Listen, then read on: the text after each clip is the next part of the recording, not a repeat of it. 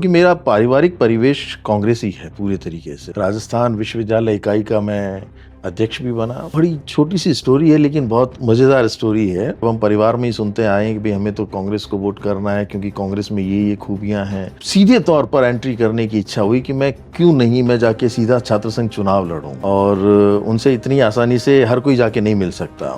मैंने ठान लिया कि मैं राजस्थान विश्वविद्यालय का चुनाव लड़ूंगा, और उसी वर्ष मैंने अपना आई कार्ड भी बनवाया। अगर राजस्थान विश्वविद्यालय का अध्यक्ष है तो वो एमएलए से भी बढ़ा है। तब राजस्थान विश्वविद्यालय की चारों सीटें पहली बार एनएसयूआई ने अपने खाते में डाली थी। अगर राजस्थान में किसी की उस वक्त तूती बोला करती थी, या आप तो शायद उस वक्त आपका जन्म हुआ था या नहीं पता, 1998 के बाद। जयपुर से लेकर दिल्ली तक अपने ट्वीट से हलचल मचा देने वाले एक ऐसे नेता हमारे साथ है जो पूर्व मुख्यमंत्री अशोक गहलोत के ओएसडी रहे, फिर उन्हीं के सामने डट कर खड़े हो गए और उनके जो राज मान लीजिए जो रणनीति है उस पर खुलासा लगातार करते आ रहे हैं, लगातार ट्वीट करते हैं। और राजस्थान में जाने माने नेता है लोकेश शर्मा, आज हमारे साथ ये जुड़े हैं। इनसे बातचीत करेंगे तमाम उन मुद्दों पर जो बातचीत होनी चाहिए, और हाँ, गहलोत पायलट तमाम जो राजनीति है कांग्रेस की उन पर खुलकर इनसे बातचीत करेंगे। स्वागत है सर आपका द खबरों पर। थैंक यू मनीष जी, आपको और आपके खबरों को बहुत बहुत शुभकामनाएं कि बड़ा यूनिक सा नाम लेकर आप आए हैं, और मुझे पूरा विश्वास है कि आप निश्चित इसे लेकर सफलता की और अग्रसर होंगे। कैसे हो सर आप? मैं बहुत अच्छा हूँ, आप बताइए। Fit and fine? बिल्कुल फिट, आप देख ही रहे हैं मुझे। मिले तो बड़े गर्मजोशी से मिले थे। तो अब आपके बारे में जानना चाहूंगा। मैं कहीं पढ़ रहा था तो आप एनएसयूआई से जुड़े थे, फिर कहीं पढ़ने को मिला आप पत्रकार भी रहे हैं, फिर ओएसडी तक गए आप। तो ये जो सफर था, ये सफर कैसा रहा? ये बहुत ही अच्छा, कई उतार चढ़ाव देखते हुए, चढ़ते उतरते, कभी चढ़े कभी गिरे, उस सफर को करते करते यहाँ तक पहुंचे हैं।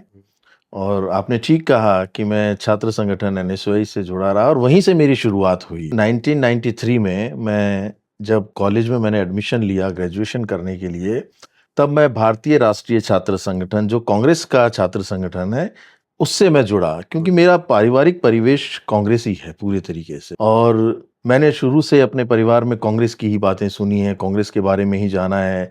चाहे इंदिरा जी, अपने पंडित जवाहरलाल नेहरू जी, तमाम ऐसे लोग। तो जब भी घर में आप देखते हैं घर का जो माहौल होता है व्यक्ति का, धीरे धीरे पूरी विचारधारा परिवार से ही आती है।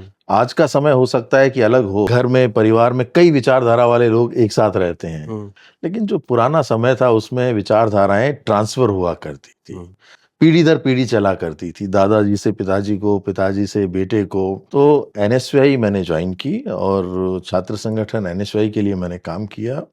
राजस्थान विश्वविद्यालय इकाई का मैं अध्यक्ष भी बना। लेकिन धीरे धीरे जब मैं एनएसयूआई के साथ काम कर रहा था तो मेरी ऐसी कोई मंशा नहीं थी कि मैं सीधे तौर पर इस प्रदेश की बड़ी राजनीति में अपने आप को कहीं पाऊं या मैं उसमें शामिल हूं। चुनाव लड़ने का भी, छात्र संघ चुनाव लड़ने का भी मेरा कोई ऐसा मन नहीं था।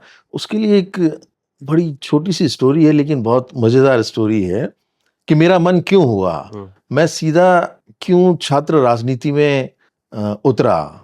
क्या ऐसी वजह थी कि मुझे ये सब कुछ करने की प्रेरणा मिली? बैकग्राउंड पॉलिटिक्स था आपको, मतलब फैमिली पॉलिटिक्स? बहुत सामान्य परिवार से आते हैं, कोई पॉलिटिकल बैकग्राउंड नहीं है किसी प्रकार का। मेरे विचारधारा थी वो कांग्रेस की थी, विचारधारा कांग्रेस की, क्योंकि देखिए जब हम भारत के किसी भी प्रांत में रहें जी, और जब लोकतंत्र की बात आती है तो हर परिवार मतदान करता है, और परिवार में ही विचारधाराएं होती हैं। जब हम परिवार में ही सुनते आए हैं कि भाई हमें तो कांग्रेस को वोट करना है क्योंकि कांग्रेस में ये खूबियां हैं। परिवार जो है वो पूरी तरह से कांग्रेसी परिवार है हमारा, हमारी फैमिली कांग्रेसी है।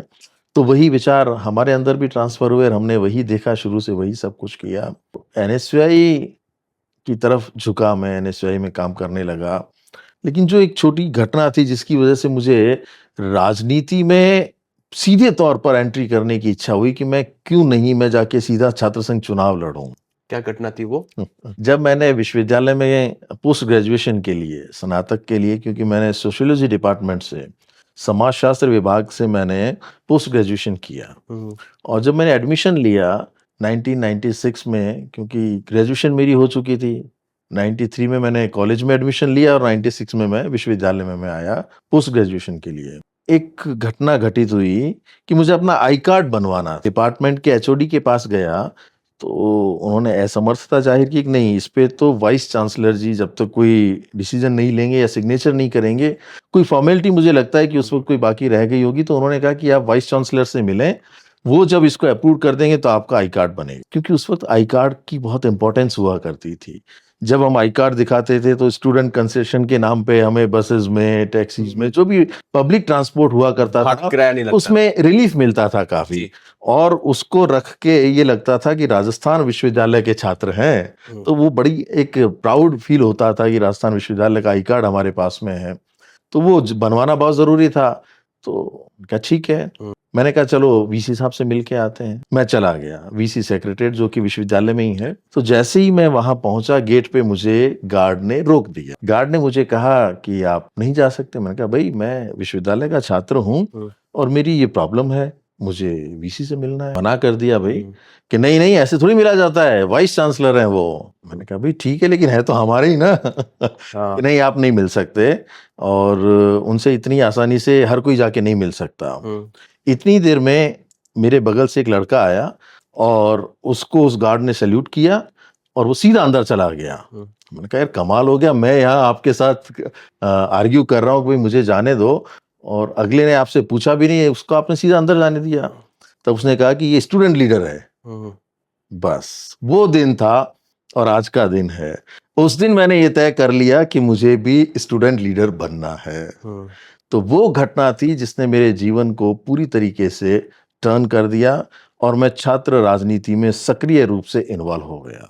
उस दिन मैंने ठान लिया कि मैं राजस्थान विश्वविद्यालय का चुनाव लड़ूंगा, और उसी वर्ष मैंने अपना आई कार्ड भी बनवाया, और 1996 में मैंने राजस्थान विश्वविद्यालय में महासचिव का चुनाव लड़ा। हालांकि चुनाव वो हार गया मैं, लेकिन कैसी होती है छात्र राजनीति, उस वक्त उसका महत्व क्या होता है। क्योंकि हम लोग जब छात्र राजनीति किया करते थे तो हम अपने आप को एमएलए से भी बड़ा महसूस करते थे, मानते थे। कारण ये हुआ करता था कि हम ये बोलते थे सीधे तौर पर, राजस्थान विश्वविद्यालय में विधायकों की संख्या 200 है। राजस्थान के विधानसभा में। और विश्वविद्यालय का अध्यक्ष तो एक ही होता है, तो ज्यादा पावरफुल कौन हुआ? अध्यक्ष हुआ। दबदबा, टोरा, फैन फॉलोइंग। वो सारा किसका हुआ? अध्यक्ष का और यूथ लीडर। तो हमारे लिए बस उसका एक वो था कि अगर राजस्थान विश्वविद्यालय का अध्यक्ष है तो वो एमएलए से भी बड़ा है। तो हम उसी दिशा में चल रहे थे। 1996 में भी मैंने चुनाव लड़ा, उसके बाद एनएसयूआई में मैं सक्रिय हो गया। तो मीडिया के लोगों के साथ मेरा बहुत एक सौहार्दपूर्ण शुरू से एक माहौल रहा, और उनके साथ इतना अपनापन रहा कि आज तक भी जहां मुझे आवश्यकता होती है मेरे साथी मुझे पूरी तरह से सहयोग करते हैं। फिर मतलब कांग्रेस, तो ये मेरा एक उस वक्त का पूरा जो कह सकते हैं कि एक सफर था। शुरुआत छात्र राजनीति से मैं एनएसयूआई से मैं आया कांग्रेस में। क्योंकि जब मैं छात्र राजनीति करता था, तो आपको एक बात और बताता हूँ कि पहली बार जब मैं राजस्थान विश्वविद्यालय का इंचार्ज भी था, जयपुर डिवीजन का इंचार्ज था महासचिव के रूप में, तब राजस्थान विश्वविद्यालय की 4 सीटें पहली बार एनएसयूआई ने अपने खाते में डाली थी। तो बड़ा अच्छा महसूस होता था कि मैं इंचार्ज हूं। जैसे आज कांग्रेस के इंचार्ज हुआ करते हैं ना, प्रभारी, फलाने प्रांत के, फलाने राज्य के ये प्रभारी महोदय हैं, और उस राज्य में कांग्रेस की सरकार आ जाए तो सबसे ज्यादा अगर किसी को तवज्जो मिलती है तो प्रभारी को मिलती है कि भाई इनके प्रभारी रहते हुए इस राज्य में कांग्रेस की सरकार आई। तो हमारे प्रभारी रहते हुए अगर राजस्थान विश्वविद्यालय में 4 सीटें कांग्रेस की एनएसयूआई की आई, तो ये हमारे लिए गर्व की बात थी और बड़ा अच्छा लगा था। 1998 में जब मुझे ये सारी जिम्मेदारियां मिली हुई थी, उस वक्त पहली बार राजस्थान के मुख्यमंत्री बने थे अशोक गहलोत। पहली बार मुख्यमंत्री बने थे 1998 में।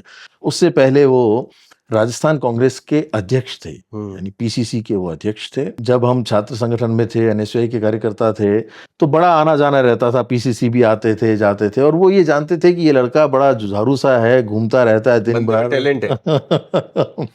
दिन भर ये एनएसयूआई करता रहता है। तो मुझे जानते थे, बड़े अच्छे से मुझे पहचानते थे कि एनएसयूआई का ये कार्यकर्ता है और काम सबसे पहले 1918 में ही मुलाकात हुई थी आपकी। हाँ, वो अगर चीफ थे और आप आना जाना हुआ करता था। करता था। और उसके बाद जब हमने चारों सीटें जीती, तो हम पहली बार चारों कैंडिडेट्स के साथ सारे के सारे पदाधिकारी, हमारी अध्यक्ष हुआ करती थी मीनाक्षी चंद्रावत जी, जो जी। विधायक भी थी, उन अध्यक्ष जी के साथ हम मुख्यमंत्री निवास पहुंचे और वहां सबका फोटो सेशन हुआ। जो हमारे चारों कैंडिडेट जीते थे, उनके साथ अध्यक्ष उनका भी कौन था उस समय, कौन जीता था? अध्यक्ष जीते थे नगेंद्र सिंह शेखावत। आज अभी वो भी कहीं ना कहीं अपना काम कर ही रहे हैं, किसी न किसी रूप में उन्होंने अपना क्षेत्र चुना हुआ है। तो बड़ा अच्छा वो माहौल था। तब से हम, क्योंकि राजस्थान का अगर कोई स्थापित नेता था, अगर राजस्थान में किसी की उस वक्त तूती बोला करती थी या मानते थे कि एक आदर्श के रूप में कि अगर किसी को काम करने का अवसर मिले तो वो किसके साथ काम करना चाहेगा, क्योंकि हमने मुख्यमंत्री उन्हीं को देखा, हमने प्रदेश कांग्रेस का अध्यक्ष उन्हीं को देखा। तो ये मंशा तो थी कि अगर कभी ऐसा अवसर मिला तो इनके साथ जुड़ के काम करें। युवा होते हैं, आग होती है अंदर। आग होती है अंदर कि भाई अगर कभी अवसर मिला तो इनके साथ जुड़कर काम करना है, इनका खास बनकर काम करना है, इनके लिए काम करना है, पार्टी के लिए काम करना है। तो वो मन में तो कहीं ना कहीं था ही था।